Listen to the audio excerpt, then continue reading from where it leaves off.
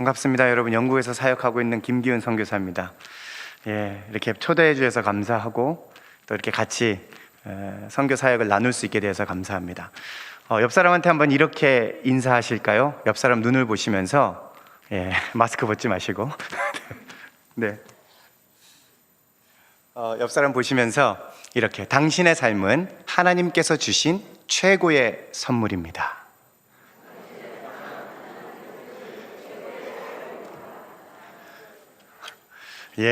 기억력이 되게 좋으세요. 그 긴 문장을 다 외우시니까요. 마스크를 벗으니까 더 잘생겨 보이죠, 제가. 네. 감사합니다, 기사님.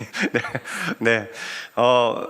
우리가 한번 생각 한번 해보시죠. 만약에 우리의 조상이나 부모나 그 다음에 그 윗 조상에게 어떤 일이 있었다라고 한다면 여러분 과연 이 자리에 계실까요? 나의 부모님, 나의 부모님의 부모님, 그 부모님의 부모님들이 만약에 어떤 일이 있었다면 제가 오늘 이 자리에 있었을까요? 우리가 방금 이렇게 인사했던 것처럼 우리의 인생, 우리의 삶은 결코 허투른 삶이 아닙니다. 그래서 이렇게 인사를 한 거죠. 하나님의 놀라운 계획은 태초부터 시작된 계획이고 우연이 전혀 없는 신실한 하나님의 계획입니다. 그래서 이렇게 인사를 한 번 더 하시는 겁니다. 어디에다 강조점을 두냐면 어디요? 최고의 당신의 삶은 하나님께서 주신 최고의 삶입니다. 이렇게 하시면 안 되고 당신의 삶은 하나님께서 주신 최고의 이렇게 강세점을 주시면서 한 번 더 인사해 보시죠. 시작.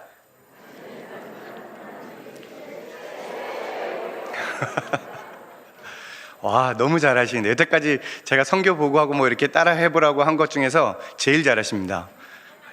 목사님이 참 이렇게 훈련을 잘 시키신 것 같습니다. 네. 여러분, 제가 선교하고 있는 곳은 웨일즈라고 하는 동네입니다. 영국인데요. 여러분, 영국이 과연 선교가 필요할까요? 필요할까요?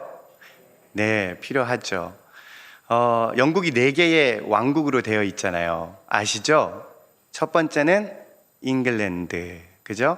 잉글랜드 위에 스코틀랜드, 그 다음에 서쪽으로 가면 웨일즈라고 있습니다.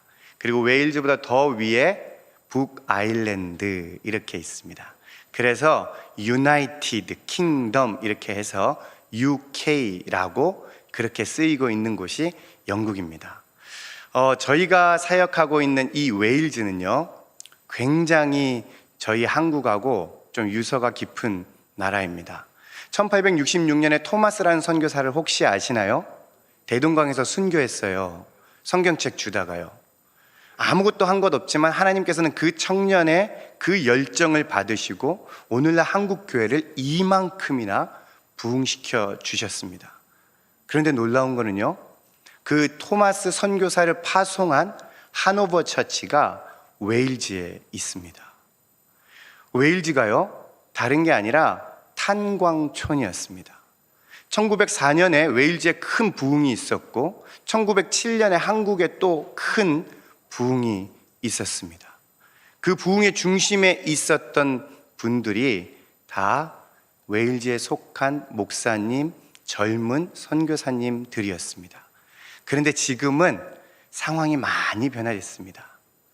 그 웨일즈가 이제는 선교사를 파송하지 않고요, 오히려 선교사를 필요로 하는 그런 나라입니다.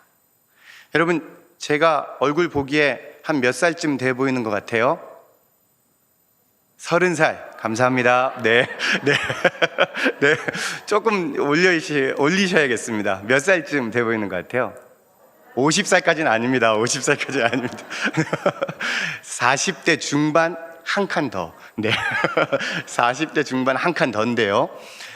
제가 영국교회 가면 제가 제 밑으로 4명 아니면 3명 요렇게 있습니다.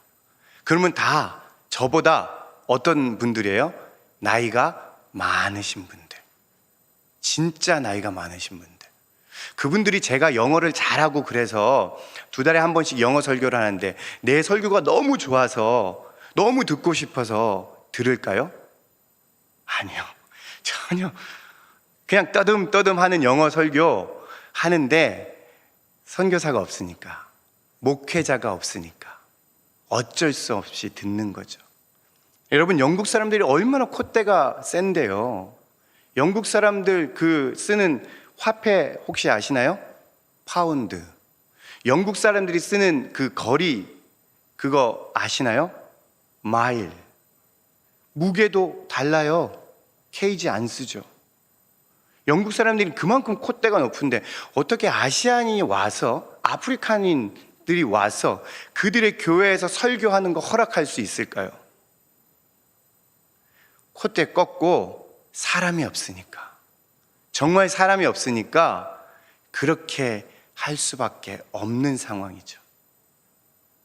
그러니까 이 영국의 한인 선교사들, 아시안 선교사들, 그리고 아프리칸 그 목사님들이 와서 도와줍니다. 설교하고 이렇게 합니다. 영국 입장에서는 별로 좋지 않지만 어쩔 수 없는 상황이죠. 우리 한국교회에 적용해 보면 우리 한국교회가 정말 앞으로 그 길을 따라가지 않았으면 정말 좋겠습니다. 물론 안 따라갈 것입니다. 왜냐하면 앞에 정확하게 보인 이정표가 있기 때문에 한국교회는 반드시 그 길을 걸어가지는 않을 겁니다.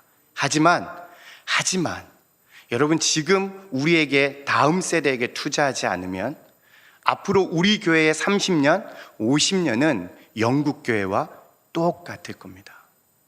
지금 현 세대가 만족하는 교회가 아니라 어디가 더 밝은, 30년이 더 밝은, 50년이 더 밝은 그런 김해 교회가 되기를 간절히 소원합니다.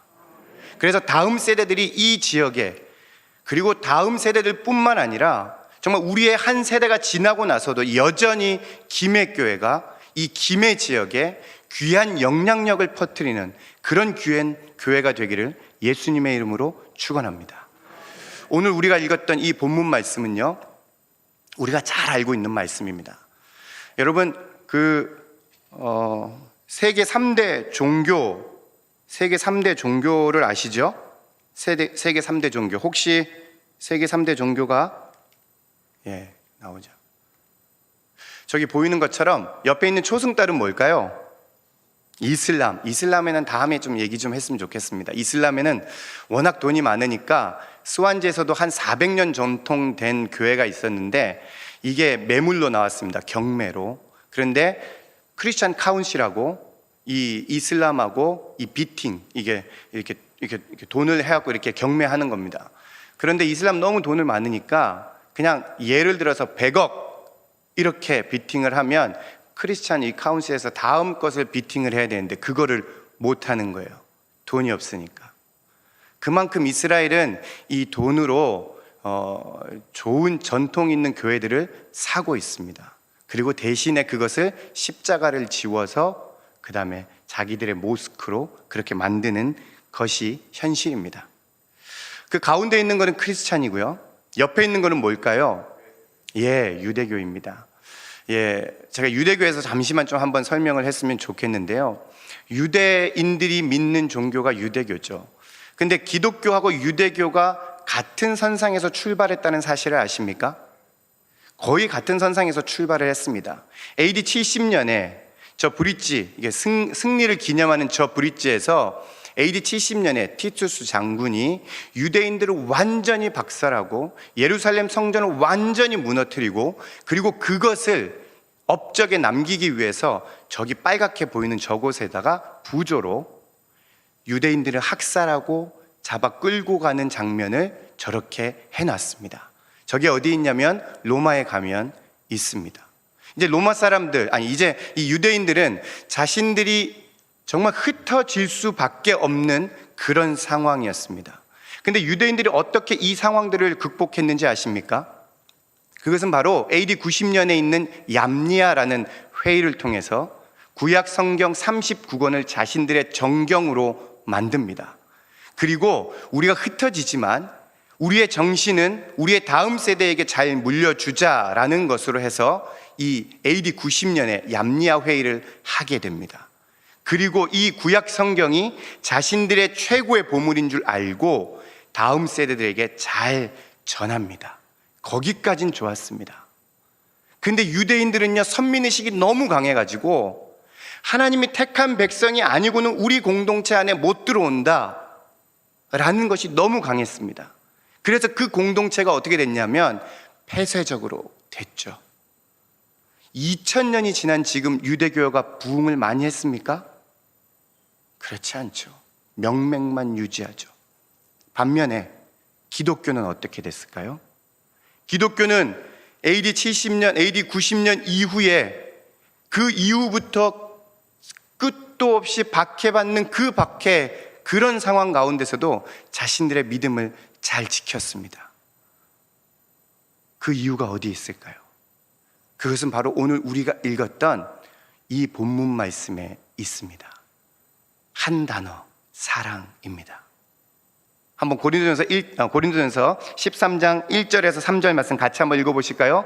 시작. 내가 사람의 방언과 천사의 말을 할지라도 사랑이 없으면 소리나는 구리와 울리는 꽹과리가 되고, 내가 예언하는 능력이 있어 모든 비밀과 모든 지식을 알고 또 산을 옮길 만한 모든 믿음이 있을지라도 사랑이 없으면 내가 아무것도 아니요, 내가 내게 있는 모든 것으로 구제하고 또 내 몸을 불사르게 내줄지라도 사랑이 없으면 내게 아무 유익이 없느니라. 아멘. 키워드가 뭐라고요? 사랑이요. 베드로전서 4장 8절에서는 뭐라고 말하냐 하면, 무엇보다 뜨겁게 서로 사랑할지니 사랑은 허다한 죄를 덮는다라고 그렇게 되어 있습니다. 기독교 공동체가 2000년 그 기간 동안에 이렇게 기독교 인구를 팽창하게 만들 수 있었던 그 한 가지 이유는 바로 사랑입니다. 자기의 중심성을 포기한 사랑. 우리가 가족을 사랑하는 것, 우리가 가까이 있는 사람들을 사랑하는 것, 그것은 정말 당연한 거죠. 그런데 예수 그리스도께서 십자가에서 보여주신 그것은 우리가 가족만을 사랑한다는 것, 그것을 한 단계 뛰어넘는 자기의 중심성을 포기하는 완전한 희생적인 사랑을 의미합니다. 예수님이 죽으신 것이 과연 가족만 사랑하라고 그러셨을까요? 아니죠. 한 단계 더 높은 신앙의 차원을 말씀하신 겁니다. 고슴도치도 자기 새끼는 사랑합니다. 가족 사랑하는 거 당연하죠. 이웃 사랑하는 거 힘듭니다. 그래서 예수 그리스도께서 우리에게 그것을 먼저 보여주셨습니다. 로마에 가보면 카타콤이라는 곳이 있는데요, 거기 위에 보면 저렇게 정말 그 로마의 지중해성 기후를 잘 받는 그런 곳입니다. 햇볕이 굉장히 강렬합니다. 35도, 40도, 거의 지금 저희 한국 같습니다.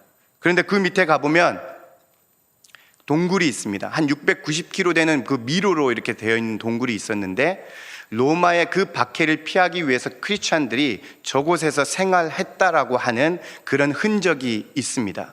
너무 그 미로가 방대해서 가이드 없이 혼자 들어가지 못한다고 합니다. 일본인 부부가 가이드 없이 혼자 들어갔다가 아직까지 못 나오고 있다는 사실, 그냥 우스갯소리로 가이드가 얘기해 줬습니다. 근데 저 밑에 들어가면 정말 이렇게 몸이 이렇게 오싹합니다. 그러니까 다른 말로는 온도차가 달라서 정말 이렇게 쌀쌀하고요. 그리고 냄새도 조금 이상한 냄새도 납니다. 쾌쾌한 냄새도.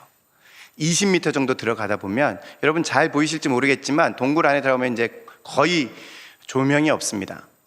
벽 중간중간에 보면 네모나게 된 이런 상자들이 보이죠. 상자가 아니고 이런 흔적들이 보이죠. 그게 뭘까요? 무덤이래요. 그게 무덤이래요. 조그만 거는 아이들 무덤, 큰 거는 어른 무덤. 그런데 큰 것도 그렇게 크지 않습니다. 알고 보니까 햇볕을 잘 못 받아서 저들이 성장을 잘 못했다라고 그렇게 설명하는 것을 들었습니다. 초대교회 사람들이 과연 어떤 신앙을 가졌길래 그 250년 동안 그 끊임없는 로마의 박해 가운데서도 저들의 신앙생활을 유지할 수 있었을까요? 그것은 오늘 말씀하고 있는 사랑입니다. 한번 생각해 보세요. 저곳에서 나만을 위한 그런 사람이 있었다라면 과연 공동체가 유지됐을까요? 먹는 거는 어떻게 했을까요? 그리고 배설물은 어떻게 했을까요? 사람이 죽으면 그건 어떻게 했을까요? 이런 생각들을 조금만 더 하다 보면 초대 공동체, 초대교회 공동체는 자기의 그 중심성을 완전히 포기한 사람들이다, 이런 생각이 듭니다. 오늘 우리에게 주시는 메시지가 뭘까요?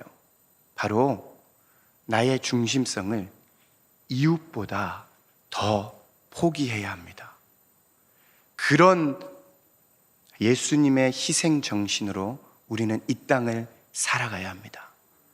실수해도 실패해도 계속 끊임없이 그렇게 살라고 예수님께서 저와 여러분에게 명령해 주셨습니다. 그래서 우리는 선교사입니다. 누가 선교사라고요? 우리는, 저만 선교사가 아니고 우리는, 누가 선교사라고요? 우리는 저와 여러분 다 선교사입니다. 한번 저를 따라해 보실까요? 오른손을 딱 들고 이제 잠도 깨실 겸, 네, 금방 끝나겠습니다. 네. 주님, 제가 뭐라고요? 예, 한 번 더 해봅시다. 주님, 제가 선교사입니다. 어디에 선교사라고요? 예, 여러분은 이곳에서 선교사고 저는 수완지에서 선교사고, 여러분 삶이 정말 하나님께서 우리에게 주신 이 삶이 정말 귀한 삶입니다. 하나님이 여러분에게 그 삶을 주셨던 특별한 이유가 있는데 그것 때문에 여러분을 선교사로 불러주셨습니다. 아무리 하찮은 일이라도 예수 그리스도를 증거하면 그것이 선교지가 되는 거죠. 가정, 하찮아 보이죠? 가장 기본적인 신앙 공동체입니다. 직장, 돈만 버는 데 같죠? 전혀 아닙니다. 돈만 버는 것 같지만 그 사람을 잘 되게 함으로써 공동체가 더 튼튼해지고 든든해지고 끈끈해집니다. 직장에서 만난 한 사람이 나의 행동 때문에 교회로 돌아올 수 있습니다. 그래서 선교사입니다. 그래서 요즘에는 선교사들이요, 어느 지역의 특정적으로 이렇게 말하지 않습니다. 그래서 Life as Mission이라고 해가지고 삶이 곧 선교다라고 그렇게 말하고 있습니다. 그래서 여러분 선교사입니다. 여러분의 가정, 여러분의 직장, 여러분이 관계하는 모든 사람들에게 예수 그리스도의 그 중심성을 버린 그 희생정신, 사랑을 가르쳐야 되고 예수 그리스도의 복음을 전해야 될 그런 의무를 가진 선교사입니다. 수완지 따라오지 마시고 이곳에서 여러분의 선교 역할들을 잘 감당하시기를 바랍니다. 제가 수완지에서 살고 있으면서 저는 이런 사역들을 합니다. 여러분, 제가 얼굴이 좀 이렇게 앳되게 보이죠? 좀 이렇게 순하게 보이죠? 예, 제가 이제 태권도를 조금 합니다. 몇 단 같아요? 제가 맞추면 아이스 아메리카노를 쏘겠습니다. 목사님 이따가 네? 12단? 태권도에 12단은 없습니다. 네. 5단? 5단은 조금 더 이렇게. 4단? 4단은 너무 좀 밑으로 보셨네요. 4단은. 10단? 8단? 8단 정말 아까운데요. 7단입니다. 7단. 8단은 너무 나이가 많은 분들이 따고요. 7단입니다. 태권도 7단인데 이렇게 어떻게 하다 보니까 어렸을 때부터 태권도를 했고, 그 다음에 이제 여기 부산 경남 지역에서 한 15년 전에 태권도 선교단 만들어서 이렇게 하여튼 뭐 그런 걸 했는데, 하나님께서 좋은 선물 주셔서 저렇게 수완지에 가서도 태권도를 합니다. 근데 태권도를 하는 게 중요한 게 아니라, 태권도 7단이 되면 이 국기원에서 이제 네 이름으로 단을 줘도 된다, 네가 허락하면 국기원 이름으로 된 단증, 서티피케이션이 나간다, 이런 걸 해줘요. 그럼 제가 7단이니까 몇 단까지 줄 수 있을 것 같아요? 6단까지 줄 수 있어요. 맞습니다. 혹시 손주나 자녀분들 아니면 본인이 태권도 단증이 필요하시면 수완지로 오시기 바랍니다. 제가 6단까지 드리겠습니다. 어쨌든 제가 이게 태권도 사역을 하는데 아이들한테 그냥 하지 않습니다. 오늘 주보에도 봤는데 이게 성경 암송을 합니다. 오늘처럼 베드로전서 4장 8절 말씀 암송하고 해요. 아니, 암송 아니고 기도하고 해요. 그래서 애들한테 이렇게 합니다. 기도 준비하면 애들이 아멘 하면서 무릎 꿇고 이렇게 기도합니다. 그래서 기도를 굉장히 간단하게 합니다. Thank you, Holy Father. 그게 끝입니다. 애들 뭐 다른 거 안 합니다. 그러면 애들이 다 같이 그렇게 기도하고 이제 태권도 수업을 합니다. 수업을 매주에 한 번씩 하고요. 그 다음에 한 달에 한 번씩 아이들한테 심사를 합니다.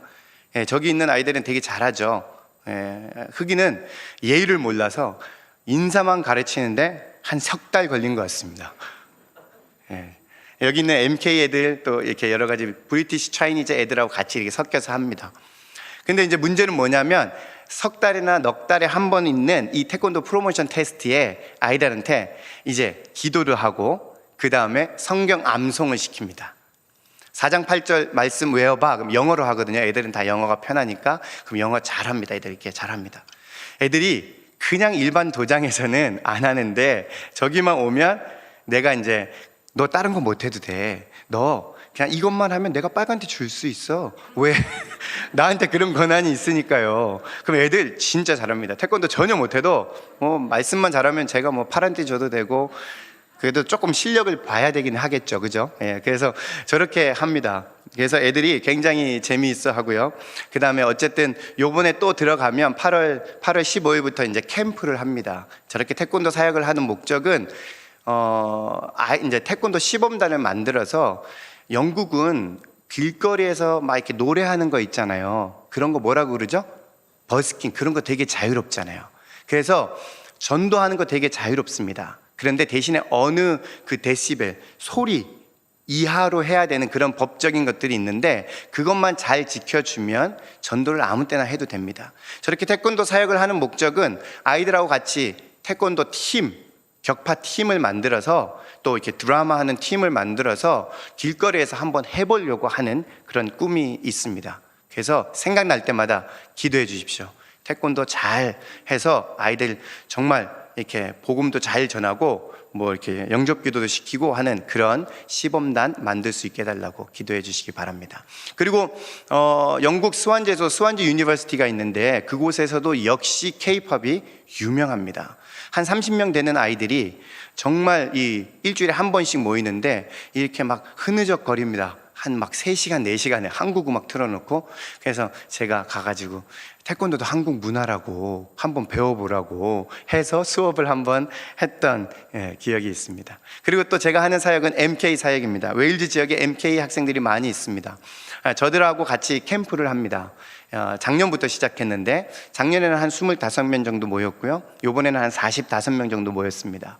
근데 아이들이 그런 캠프를 해본 경험이 전혀 없으니까 정말로 재미있어 했습니다.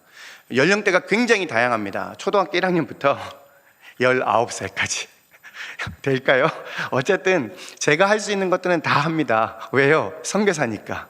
어쨌든 저들하고 컨택을 해가지고 저들을 키워서 저들을 통해서 복음을 전해야 되니까. 그런데 캠프를 하는 도중에 아이들한테는 오전에는 바이블 캠프를 하고요, 오후에는 액티비티를 합니다. 뭐 활쏘기, 뭐 이렇게 축구, 골프 뭐 이런 거, 그 다음에 이런 거 하고 마지막 날은 뭐 저녁에는 이제 저 이브닝 그 기도회를 하고요. 마지막 날은 뭐 하냐면 전도를 합니다. 아이들한테 8명씩 한 팀을 나눠줬어요. 요번에 이제 전도를 그렇게 했는데 8명 한 팀을 나눠줘서 이제 각자에게 제가 임무를 줬습니다. 야, 너희들 중에 잘생긴 사람 2명은 먼저 가서 인사하는 거야. 얼굴이 잘생겼으니까 사람들한테 이렇게 반감을 안 가지겠죠. 그리고 야, 너희들 중에 반론 잘하는 거, 말싸움에 지지 않을 자신 있는 2명은 혹시 모르니까 복음 전할 때 그 반론조 이렇게 해서 하면 되고, 그것도 못하는 사람은 뒤에서 나와서 중보기도해. 그리고 또 2명은 너희들이 어른 그 할머니 할아버지나 그 사람들 만난 사람들의 이렇게 기도 제목 받아가지고 이렇게 기도해줘 이렇게 했거든요. 한 영혼이, 한 친구가 끝나고 와서 저한테 이렇게 묻는 겁니다. 선교사님, 목사님, 기적이 일어났대요. 기적이. 무슨 뭐? 나는 세심 어떤 기도에 기도해줘서 병이 나았나? 내가 이런 애들이 기도해줘서 귀신이 떠나갔나? 이런 기대가 그런 거? 이렇게 물어보니까 그런 거 아니고 자기들 딴에는 이런 기적이 나타났대요. 선교사님, 제가 부모님들을 위해서, 할머니, 할아버지들을 위해서 내가 기도해 줬거든요. 영어로 기도해 줬겠죠. 그런데 그 기도를 들은 할머니, 할아버지가 우는 거예요. 왜 울었을까요? 하나님께서 물론 그 어린 아이의 기도를 통해서 그 어르신들의 마음을 터치하셨겠죠.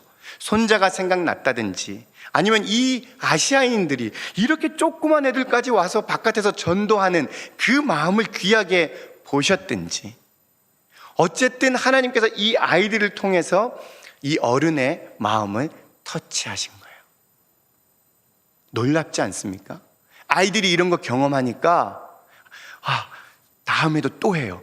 나 전도가 어려운 줄 알았는데 전도할 수 있을 것 같아요. 여러분, 우리가 교회가 살려면, 다음 세대가 살려면 끊임없이 이 다음 세대들이 하나님을 경험할 수 있는 그런 구조를 교회에서 만들어 주어야 합니다. 그래야 아이들이 그 경험으로 하나님 안에서, 그 믿음 안에서 온전히 잘 살아갈 수가 있게 되는 거죠. 그래서 하나님께서 한 가지 주신 생각은, 그러면 이런 MK 애들이랑, 그러면 한국에 있는 교회 중고등부 애들이랑 좀 조인해서 했으면 좋겠다라는 생각을 주셨습니다. 그래서 일주일은 바이블 캠프하고 한 달 여름방학 동안을 통해서 아이들이 와서 영국에서 글로벌적인 것들을 체험하고 영어도 공부하고 웨일즈에 있는 기독교 역사적인 것들도 답사하고 이러면 한국에 있는 청소년들이 정말 저들의 마인드가 더 넓어지고 하나님께서 쓰시는 그런 귀한 아이들이 될 수 있겠다라는 그런 생각을 주셨습니다. 그래서 혹시 여러분 가운데 그런 청소년, 그런 청년들이 있다면 여름방학을 통해서 보내면 같이 글로벌적인 마인드를 경험하고 하나님의 은혜를 체험하는 귀한 시간이 될 것 같습니다. 저한테 직접 연락하시면 안 되고 목사님을 통해서 반드시 허락받고 그렇게 하셔야 됩니다. 네, 그래서 이런 다음 세대를 살리는 것에 전적으로 투자하는 우리 김해교회, 그리고 김해교회 성도님들이 되기를 간절히 축원합니다. 여러분이 뭐라고요? 선교사. 저는 선교사. 어디의 선교사? 스완지의 선교사. 여러분은 어디의 선교사? 김해의 선교사입니다. 하나님께서 여러분의 삶 가운데에 부르신 그 선교의 사명을 잘 감당하는 우리 귀한 성도님들 되기를 예수님의 이름으로 축복합니다. 우리 같이 한번 기도하시죠. 다른 게 아니라 우리 한번 다음 세대를 놓고 기도해 주시고, 그 다음에 김해교회 다음 세대 아이들, 그리고 MK 아이들, 그리고 저의 선교 사역에 대한 것들, 그리고 하나님, 내가 하나님께서 부르신 선교사입니다. 이 땅에, 가정에, 직장에 나와 관계하는 모든 사람들에게 예수 그리스도의 그 희생적인 사랑을 잘 전할 수 있게 해 주옵소서. 우리 같이 한번 소리내어서 기도하며 나가겠습니다. 기도하겠습니다. 하나님 아버지, 특별히 하나님 아버지, 이 시간 가운데 하나님 아버지, 같이 우리가 하나님 소환제에서 했던 것들을 보고할 수 있게 해주셔서 감사합니다. 하나님, 우리가 다 선교사일진데 아버지 하나님, 하나님께서 불러주신 그 삶의 그 목적에서 온전히 선교의 직분을 잘 감당하는 저희들 될 수 있도록 도와주옵소서. 하나님 아버지, 실수한 인생일지라도 실패하지 않게 하시며 하나님 온전하게, 정말 자기의 중심성을 온전하게 포기하는 그런 하나님 아버지 선교사들 다 될 수 있도록 도와주옵소서. 하나님, 우리의 다음 세대들을 놓고 기도합니다. 한국교회가 하나님 아버지 정말 유럽교회처럼 따라가지 않도록 도와주시고 다음 세대들에게 더 집중하고 투자해서 하나님 아버지 온전하게 한국교회, 정말 아버지 30년 50년이 밝은 한국교회 될 수 있도록 은혜 베풀어 주옵소서. 그것들을 위해서 기도하는 권사님, 집사님, 기도하는 우리 김해교회 될 수 있도록 은혜 베풀어 주시옵소서. 하나님 아버지, 감사합니다. 이 오후에 저희들을 하나님의 백성, 하나님의 선교사로 불러주셔서 감사합니다. 하나님, 각자의 맡은 사역들이 다 다름을 알지만 분명한 것은 우리는 주님의 선교사입니다. 예수 그리스도의 귀한 사랑대로, 부르심을 받은 대로 잘 살아갈 수 있도록 은혜 내려 주옵소서. 우리의 다음 세대를 축복합니다. 하나님, 다음 세대가 더 부흥하고 성장해서 김해교회가 30년, 50년이 더 희망차고 밝은 그런 귀한 교회 될 수 있도록 은혜 내려 주옵소서. 예수님의 이름으로 축복하며 기도하옵나이다. 아멘.